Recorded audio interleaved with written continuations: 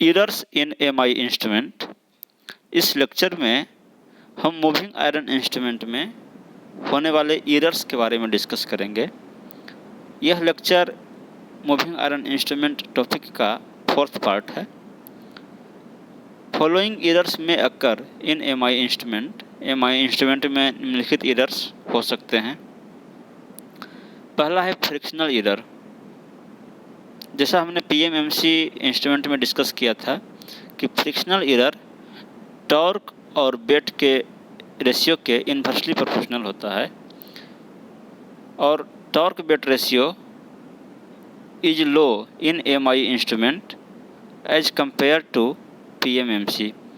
PMMC instrument की तुलना में मूविंग आयरन इंस्ट्रूमेंट में टॉर्क वेट रेशियो लो होता है, इसलिए frictional error moving iron instrument में पीएमएमसी की तुलना में अधिक होता है। In moving iron instrument torque is low because of low flux density. Moving iron instrument में फ्लक्स डेंसिटी लो होता है जिसके कारण कि टॉर्क भी लो होता है।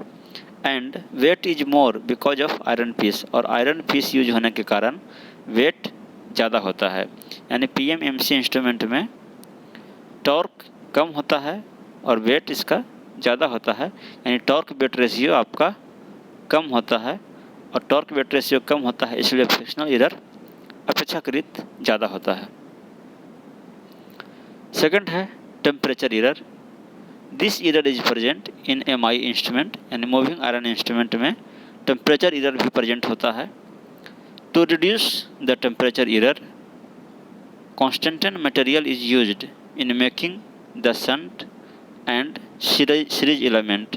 यानी एमआई इंस्ट्रूमेंट में टेम्परेचर एरर को रिड्यूस करने के लिए शंट और सीरीज एलिमेंट में कॉन्स्टेंटेन मटेरियल का प्रयोग किया जाता है। शंट और सीरीज एलिमेंट बनाने में कॉन्स्टेंटेन मटेरियल प्रयोग किए जाते हैं।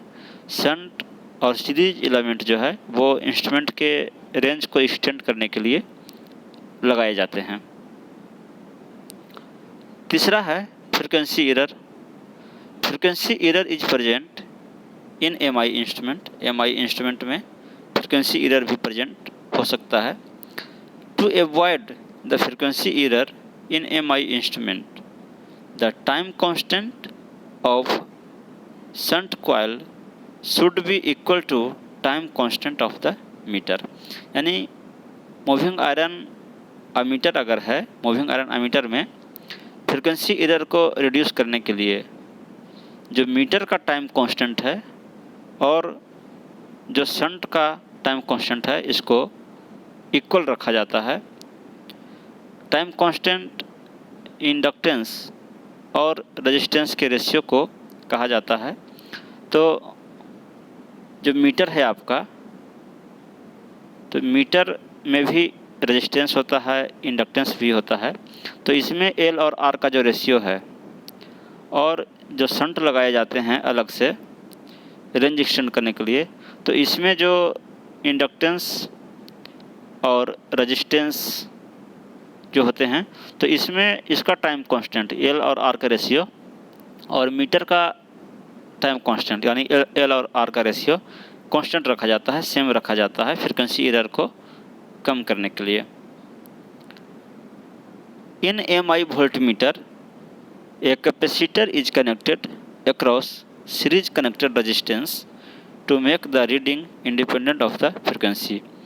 यानी अगर मूविंग आयरन वोल्टमीटर है तो वोल्टमीटर में रेंज एक्सटेंड करने के लिए सीरीज में एक रेजिस्टेंस कनेक्ट किया जाता है, लेकिन रीडिंग को फ्रीक्वेंसी से इंडिपेंडेंट बनाने के लिए उस सीरीज रेजिस्टेंस के पैरेलल में एक कैपेसिटर भी लगाया जाता है। चौथा एरर है hysteresis error. It is present in moving iron instrument. Moving iron instrument में हिस्टेरिसिस एरर भी प्रेजेंट होता है। We cannot avoid the hysteresis error, but we can reduce it by selecting proper material। यानी hysteresis error को avoid नहीं किया जा सकता है, लेकिन हिस्टेरिसिस एरर को प्रॉपर मटेरियल सिलेक्ट करके हिस्टैरिसीस एरर को कम किया जा सकता है।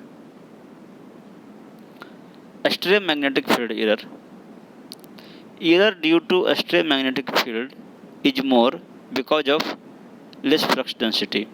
मूविंग आयरन इंस्ट्रूमेंट में जो इंस्ट्रूमेंट का फ्लक्स डेंसिटी है वो बहुत ही लो होता है, और एक्सट्रीम मैग्नेटिक फील्ड जो इंस्ट्रूमेंट के चारों तरफ इन्वॉल्वमेंट में जो ऑलरेडी फ्लक्स डेंसिटी प्रेजेंट होते हैं, तो उसको एक्सट्रीम मैग्नेटिक फील्ड कहा जाता है। वो कई कारण से हो सकते हैं। तो एक्सट्रीम मैग्नेटिक फील्ड का इफेक्ट मूविंग आयरन इंस्ट्रूमेंट में अपेक्षाकृत ज़्यादा होता है, क्योंकि इसमें जो मूविंग आयरन इंस्ट्रूमेंट है इसका अपना फ्लक्स डेंसिटी लो होता है। इसलिए जो एक्सट्रीम मैग्नेटिक फील्ड है यानी इंस्ट्रूमेंट के आसपास जो भी मैग्नेटिक फील्ड है, तो उसका इफेक्ट उस इंस्ट्रूमेंट पे ज़्यादा होता है। To reduce extreme magnetic field error को रिड्यूस करने के लिए magnetic shielding is used for instrument के लिए मैग्नेटिक शील्डिंग किया जाता है।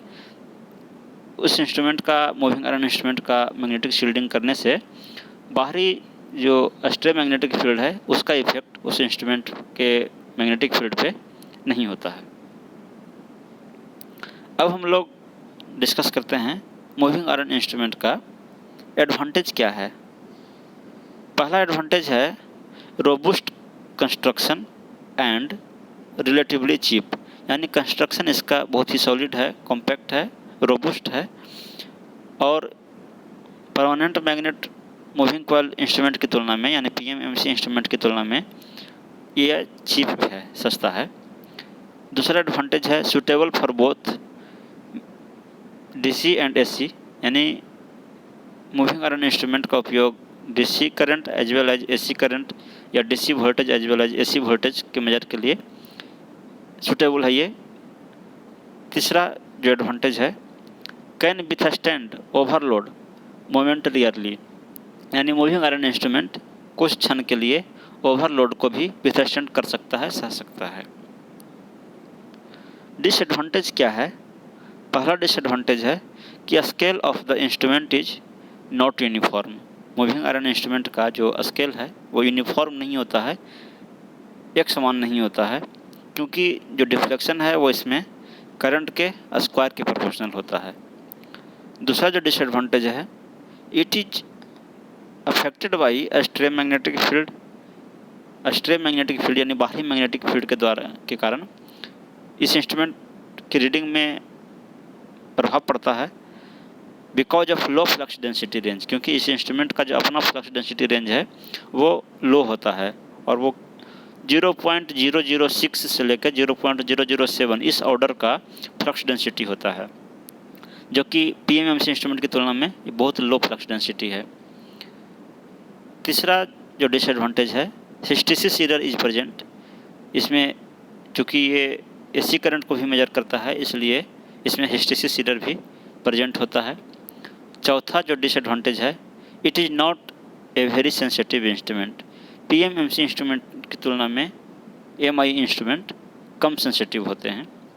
तो इस लेक्चर में हमने MI इंस्ट्रूमेंट में होने वाले एरर्स के बारे में डिस्कस किए, इसका एडवांटेज, MI इंस्ट्रूमेंट का एडवांटेज और डिसएडवांटेज भी डिस्कस किया। तो इस लेक्चर में यहीं तक। नेक्स्ट लेक्चर में हम लोग डायनेमोमीटर टाइप इंस्ट्रूमेंट के बारे में डिस्कस करेंगे। Thank you.